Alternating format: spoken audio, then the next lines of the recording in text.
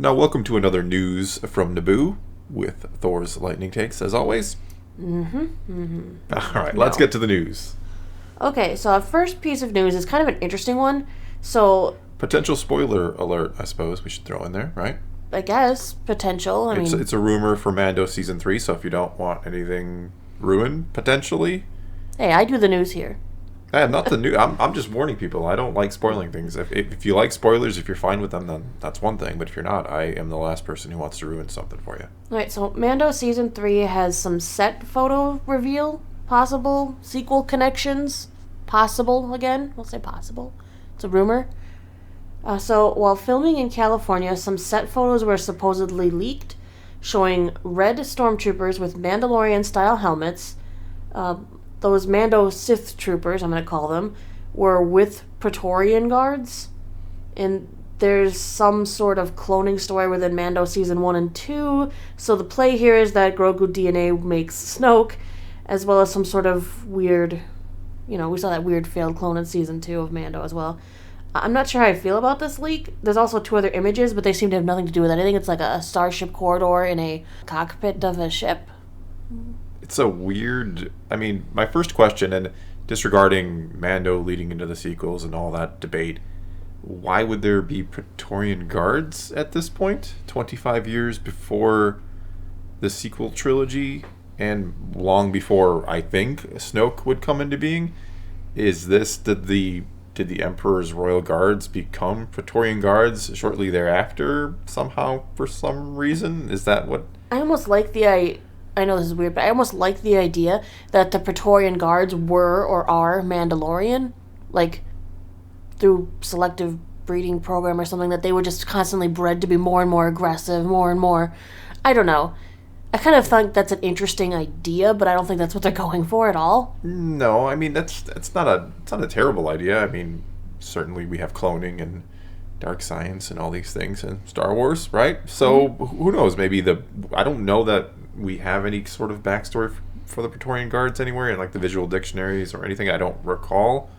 So they're just Praetorian Guards. Yeah, we don't know anything about them, so theoretically they could be anything. It's just very strange that we would see them at this point in the timeline when Snoke is, again, theoretically not created, I don't think. No, but they must get ready for him, I suppose. I guess. I have no idea what they're going for here. It seems so bizarre. The helmets to me just look like Mandalorian helmets. They look pretty... I guess they look very kind of shiny and plasticky, like Stormtrooper, is the plastoid armor. Well, and you've always got to take these leaks with a grain of salt. It's a story coming from someone who doesn't tell you their sources, so I suppose, this could be some comic convention or some group that made helmets. I suppose I guess, but it does come with those 2 other images look pretty legit. They look like set photos. So when you have, images and then you make a claim, you sound a lot more legit, right? You sound like you've been there, you've seen something. It's not just... every day there are rumors on the internet about this or that, and I was on this set and I saw this. Well, that's great. You always sound more legitimate when you have some sort of proof. It's not even just naming your sources, because that even doesn't necessarily mean anything, but you have pictures that look very much like they're from the set of The Mandalorian. So if you're making claims that you saw this, that's pretty strong claims. There's not long ago we heard about like Han Solo was going to be in the Book of Boba Fett. Like, where does that even come from? Somebody claimed they saw him, near the studio, and like, well, that turned out to be, bogus. So when you have the pictures, it's hard to completely, disregard what they say. Well, what do you get out of spoiling things for everybody? Well, people enjoy it. It's not just about the spoiling. I don't know that it's about like this is. It's like walking out of a movie theater and yelling out the end plot to everybody walking in. Well, sure. That's a whole other argument. I hate spoiling things, but some people legitimately don't care. Others find it a lot of fun to just speculate and to hear these rumors and to try to figure out what they mean. That's part of being a fan, especially, you wait, not as long as we once did, but you wait a long time in between, the release of content. So, you want to talk about something, you're excited about it. That's what happened after the Force Awakens. I almost said the Phantom Menace. After the Force Awakens, we had all these theories and we had all these mysteries, and it blew up. That's when I started doing YouTube, and here I am. So people love that sort of thing. People Right. love discussing it. But also the person who's leaking these photos is putting their job at risk too. Well, yeah, obviously. I mean, I'm sure that if Lucasfilm figures out who sent out these photos or anything, that their job is done. I'm sure you've signed agreements that says you cannot do what you just did. Oh, absolutely. They're NDAs. I mean, it was Katie Sackhoff who even said, Lucasfilm has some pretty badass NDAs. I can imagine they will come for you, no matter who you are, more or less. They will come for you, and they will destroy you if you release. Which is so strange. It's such a change from the way it used to be. And I know the internet is obviously much bigger, but even going back to the days of the prequels, like we had the webisodes, which I'm going to be doing a video about on the other channel. We had all these things that were showing us behind the scenes. They were telling us about the story. Heck, the novelization of The Phantom Menace came out before the movie did, which nowadays that just blow people's minds to have the whole story out there first, because someone would take it and make a video.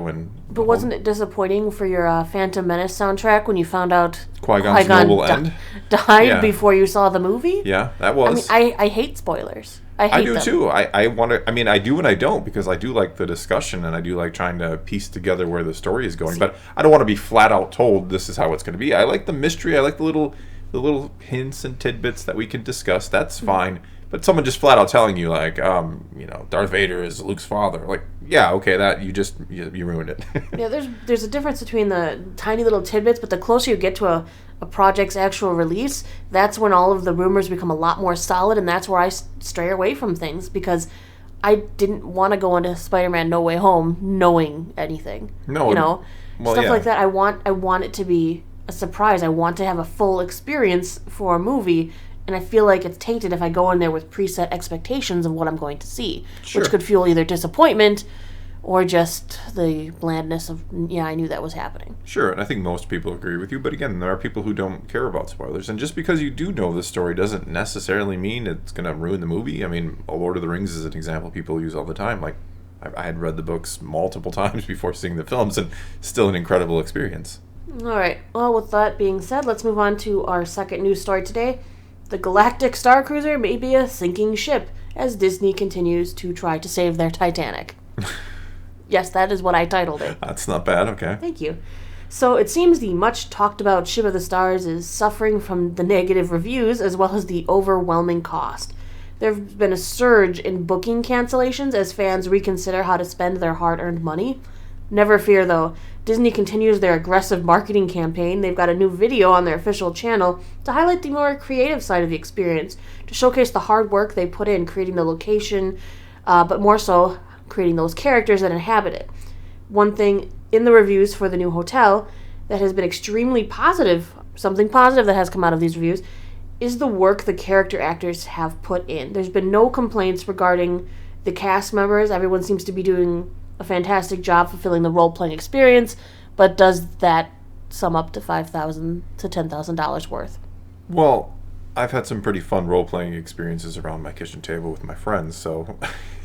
And one of the things I've read about a lot of the reviews is if you do not get into it, if you do not, really want to get into the story and role-play and interact, the experience is kind of boring in a way, because that's what the experience is. It is the role-playing. So if that's not automatically your thing, or not something you can just get comfortable with, there's a lot of people, like I said, I can role-play with my friends, or you or whoever it is around the table, and we can have an absolute blast. We can get so deep into character that we lose ourselves. But going out into a public space like that, that's not something everybody could, it's not something I could do or would necessarily even want to do, especially on a vacation. I've said before, my idea of a vacation is no itinerary, and it's a beach and relaxing somewhere, not worrying about anything, not worrying, am I missing something on my vacation, or this part of the story over here. It's something, the Galactic Star Cruiser is something theoretically I think I could get into for a few hours, but I could be draining to do this even for 2 days. But that's me, and you can feel differently. But another thing I've seen complaints about is the amenities are lacking. If you're paying $3,000 a night, essentially, you're going to want a few of those finer things on your vacation. You're not going to want a room with no windows and a small cabin. I think this appeals to a very small, selective group of people. I think it appeals to people who think it sounds cool to do a Star Wars adventure, And I think it appeals to a lot of the more hardcore fans who just think it would be cool to get into character. In the grand scheme of things, I don't know that many people find this sort of thing appealing. I could be dead wrong, but I think that's the biggest problem. They just kind of misread how many people this would appeal to. Not to mention, that's even excluding the cost. I mean, that's just a lot of money. That's so many fans who probably would go and enjoy it, but could never afford that. Not realistically, not without breaking the bank. Right, I agree. I mean, it almost makes me feel like Disney's saying you're going to get out of it what you put into it. If you're not, going That's to put a terrible way to. If you're not going to put the energy into talking to every one of their cast members, learning the stories, interacting with people, well, you're not going to get much out of it, and that's your fault because they tell you should. I agree, but that is a terrible that's slogan for a terrible. vacation. Like telling you, well, your vacation is only going to be as good as you come to our resort, but if you don't, put in the effort, your vacation's going to suck. Like exactly. All right, if you're not talking to the right people, you may not get invited to lightsaber train, or to go to the bridge, or to have a little special mission with Chewbacca. Yeah, pay $6,000 for 2 nights, and if you don't put your full effort in, you're not going to enjoy that $6,000. Well, you won't get as much out of it. Yeah, let me cancel my reservations real quick because I want to enjoy my vacation without feeling like I have to do certain things to get the most out of it. For a lot of people, myself included, again, it's kind of the opposite of what a vacation is. Well, and that could be why there's a huge amount of cancellations. People didn't understand that Disney expects you to do a lot of the work too to make this an experience. I mean, I think they would have been far better off, having this be a part of Galaxy's Edge, Yeah. where this was something you could sign, like, not necessarily a ride, but something you could pay a little extra for, or quite a bit extra for, you go in there for, like an escape room type thing. You go in there for 2 to 3 hours, you have this very immersive adventure, you know exactly what you're signing up for, and you go in there and you do it, and you go on the little adventure, you help the Resistance, or you help the First Order, and you have the climactic battle. I don't know. I think that would have made far more sense than this Star Cruiser hotel, which just doesn't. A lot of people don't think about cruising the galaxy in a fancy ship being Star Wars in the first place. Well, maybe it shouldn't have just been a Star Cruiser. I mean, they could have made it a hotel that exists on Batuu. Some sort of maybe more. It would feel a little more rustic, a little more lived in. You could have windows that you could see out into maybe the marketplace if it's close enough to see the activity, to see what's going on outside. It would have been interesting, and maybe make it a one-night experience, but don't add in all that extra role-playing elements. Make some role-playing elements that you can see at certain times, like little mini-shows like they do at the Galactic Star Cruiser, where they have like the opening ceremony and the closing, fiasco, and maybe do like one meal in the hotel, breakfast or something the next day, or have a dinner theater, but tone it down. Don't make it so people feel they're going to miss out on things. Do it like a one-night excursion. Yeah, I think there are so many different ways they could have gone with this that would have been more appealing to more people and just less intimidating. I think it's intimidating to some people to think that, okay, I'm going to have to go there and I'm going to have to role play Star Wars, even though I might not even be that huge of a Star Wars fan in the first place. There's people who are probably like trying to compile all the different stories of all the people who've already gone to go, okay, who are the people I need to talk to that I can do the most? Probably is. There's a graph with charts and arrows and circles and highlighters and... Yeah, I don't know. Like an FBI suspect wall. I can foresee this being... Yeah, I can foresee this being changed in the not-too-distant future to reflect what will actually work for them. Right, because I don't know. This isn't working. It's too expensive, and it requires a certain person to go. I mean, you need a really confident, outgoing person. I mean, prime example, everyone needs to go in there being Ashley Eckstein. She is what this experience is made for. She's going to run around. She's going to be confident and do all of the things she wants to do, take charge. Me, I'm not that comfortable with that. I might feel uncomfortable, if there's a group of people talking to that character there and I want to talk to him, I might just skip it because I don't want to feel like I'm butting into the group or anything like that. So I'm not going to get as much out of it as the next person, and I'm sad to say that. Yeah, like I said, I'm one of the biggest Star Wars fans you'll ever see, and I don't know that I want to go to a hotel and pretend to play Star Wars when, like I said, I can role play with my friends. I can, granted that's not the same experience, but it's just, to me, that's just not appealing, and that's coming again from someone who A, loves role playing, and B, loves Star Wars. So if you're missing me as a target, how many other people are you kind of missing along the same lines? I mean, there is a Star Wars role-playing game that people play. Yeah, that's my point. If you want to role-play, I don't know.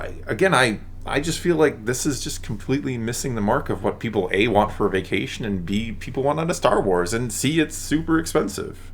And I'm not saying it, like you said, a lot of the people who work there, I've seen the videos, they seem passionate, they seem really good. This is not like a criticism of the people working there or anything like that. No, they or look the fantastic. Passion. Yeah, it looks amazing in that respect. I am not trying to take anything away from anybody working there or anybody who built this. Disney or Park cast members are generally amazing. Not just the ones for the Galactic Star Cruiser, but the ones working in Batuu, the ones working at any one of their parks, are always amazing. Yeah, I do not doubt the passion and the enthusiasm and any of that. I'm sure it's fantastic in that regard. I'm sure if you do go there and get into it, you're going to have a lovely time. But I don't know how many people want that on a vacation. It's still just too much money for it. Yeah, agreed. That's the only thing they can't get past. Yeah. I guess that's all we've got for you this time. Now it's your turn to take to the comments below. Tell us what you think about these Praetorian Guards in Mandalorian Season 3. Does that just seem way out of place? And that's not even getting into the whole connecting to the sequel trilogy, discussion. And tell us what you think about Galaxy's Edge. Are you reading these reviews? What do you think? Is this encouraging you to go or to stay away? Whatever the case may be, leave a comment below and let's talk some Star Wars. And until next time, thanks for watching.